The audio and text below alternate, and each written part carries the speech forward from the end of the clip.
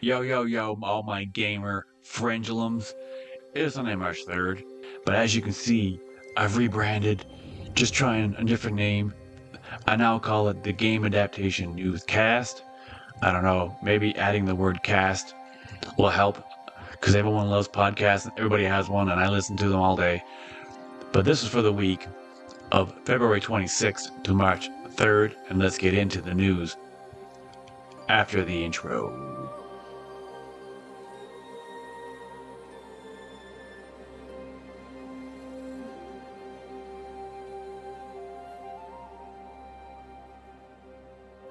Alright, first piece of news on the docket is Netflix making Horizon Zero Dawn. Status update on TV adaptation of popular video game. This is off SK Pop or Ska Pop. There was announcement about this not that long ago, but we haven't heard any updates, so it's good. It's nice to see that some updates are out for other things besides the usuals, because I'm interested in anything being adapted. I've played the Horizon Zero Dawn series, and it's really excellent, actually. Well, I played Horizon Zero Dawn and some of Forbidden West, but Zero Dawn was a beautiful game, and Forbidden West is essentially the same thing as that, just, bigger and badder. But in the article, it says Steve Blackman is creating a television adaptation of the hit video game Horizon Zero Dawn. Oh, I keep saying Horizon. That's so weird. This series is set in a post-apocalyptic United States, occupied by robotic creatures, and tells the story of Aloy, an expert alienated hunter. The TV series is developed by Blackman and Michelle Lovretta. Is an epic sci-fi adventure set in a reality of primitive tribes and cutting-edge gadgets built upon the rubble of the old ones, as in the old world. The young lead character, Aloy, finds out the real story about the deadly machines that put the world around her at risk. Netflix, Irish Cowboy Productions, PlayStation Productions, Guerrilla Games, Sony Pictures Television, and Vertigo Entertainment worked collectively to develop the show. That's a lot of different companies. The TV adaptation of Horizon Zero Dawn adheres to an upward trend in video game remakes for television.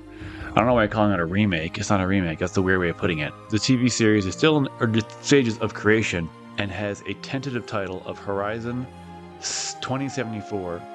Yet certain reports, including that of Dexteros, say it could be Horizon 2064.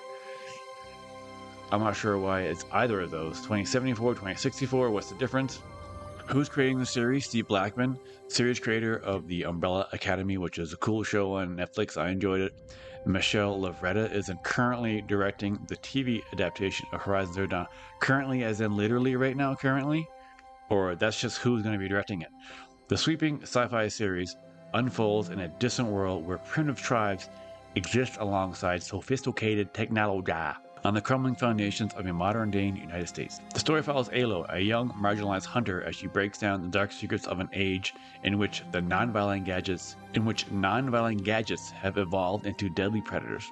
Because there's going to be a lot of people watching these things that never played the games, but it'll look good, and they'll be curious as to what this is, or they like sci-fi stuff, so they'll watch it, or maybe they're a Netflix fan who will just watch anything they make. I'm interested in this one because it's a game that I really like and it's really good. And thanks to The Last of Us, the pedigree of Sony adaptations is already at a high watermark. What is the release date for Horizon Zero Dawn Netflix adaptation? This is kind of one of those what we know so far articles. Netflix is yet to reveal an exact date for Horizon Zero Dawn. This TV series is presently in development, and specifics regarding how it will be made remain to be disclosed. So that's kind of like they haven't even released if it's going to be live action or animated. I'm getting a feeling that's going to be animated, possibly even CG animated. I don't know why, that's just what I'm thinking. That's literally just what I'm hypothesizing. I don't know. I feel like if they literally could just take what they did with the cutscenes from the game and made that into a show, that would be great.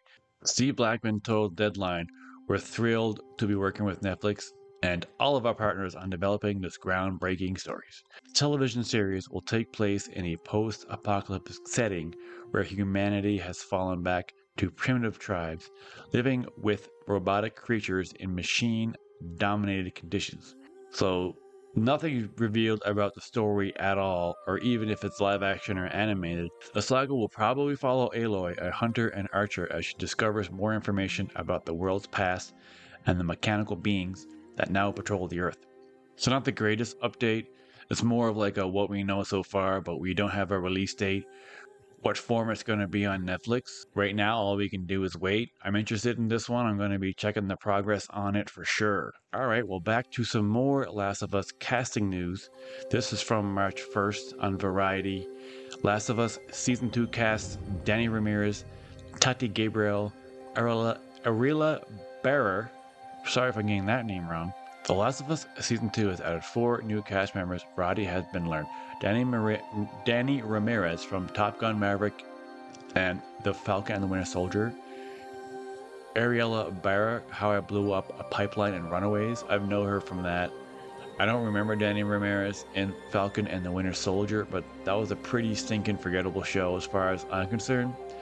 Tati Gabrielle, You, Chilling Adventures of Sabrina. And she might be also in Uncharted, but I could be confusing her with someone else. And Spencer Lord, Riverdale, Family Law have all joined the hit HBO series' second season. Ramirez will play Manny, described as a loyal soldier whose Sonny Outlick believes the pain of old wounds and fear that he will fail his friends. Barrow will play Mel, said to be a young doctor whose commitment to saving lives is challenged by the realities of war and tribalism.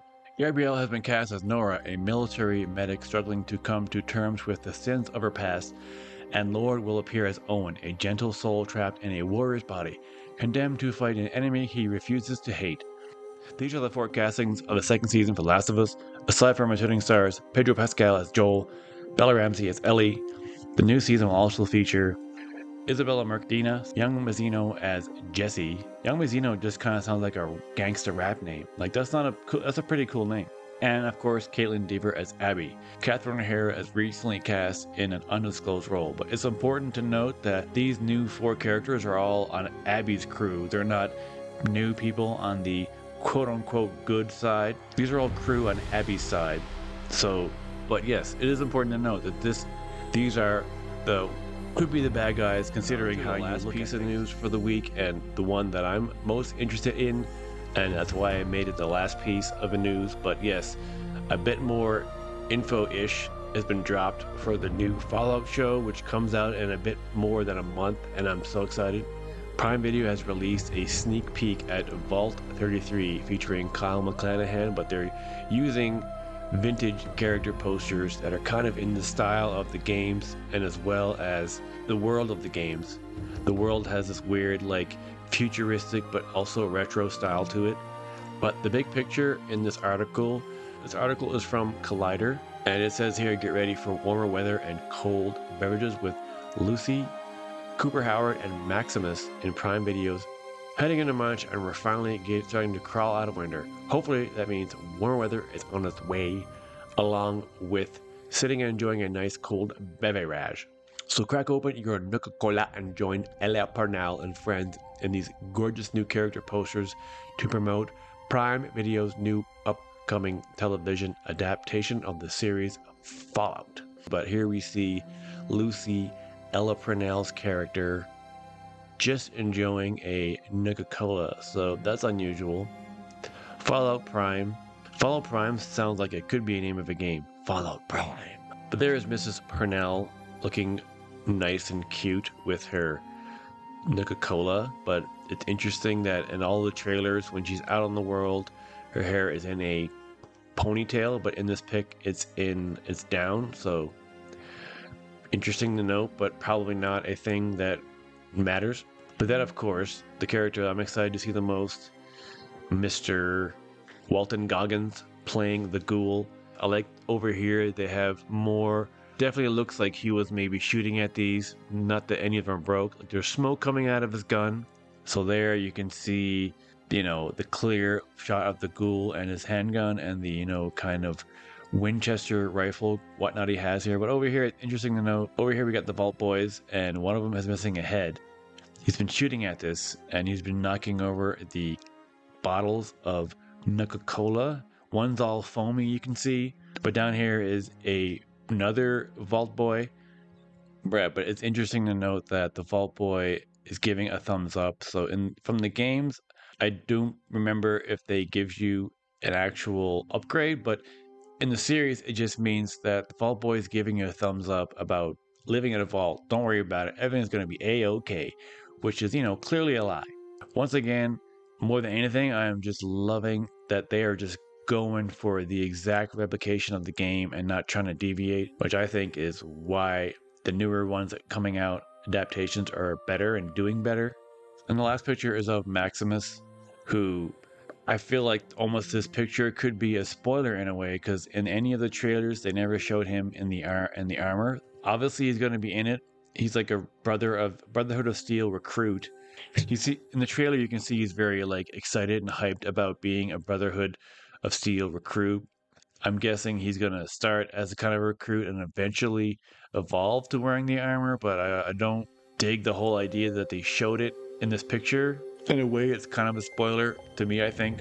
You can notice his feet are smoking, which kind of to me is a callback to the trailer where when the guys in the suits were walking, their feet were creating sparks. So it's almost like if you walk around in the armor too long, your feet could overheat, considering the weight and the way they're made. But they're also showing like the door of the vaults, and it's almost like what you see in that is kind of based on their character, and they're showing a cloud, as if to me that kind of represents that he's kind of has his head in the clouds and he's dreaming about what Brotherhood of Steel is to him, or what he thinks it is. And then his face almost kind of says like, all right, this is not what I thought I was signing up for. There's a lot more going on here. And he maybe feels betrayed.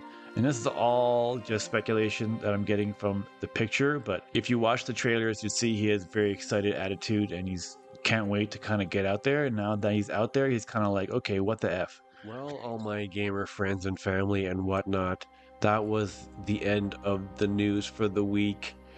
So there's an actual new Fallout little trailer that just came out that I want to check out in a separate video. So don't forget to like and subscribe so you can check that out.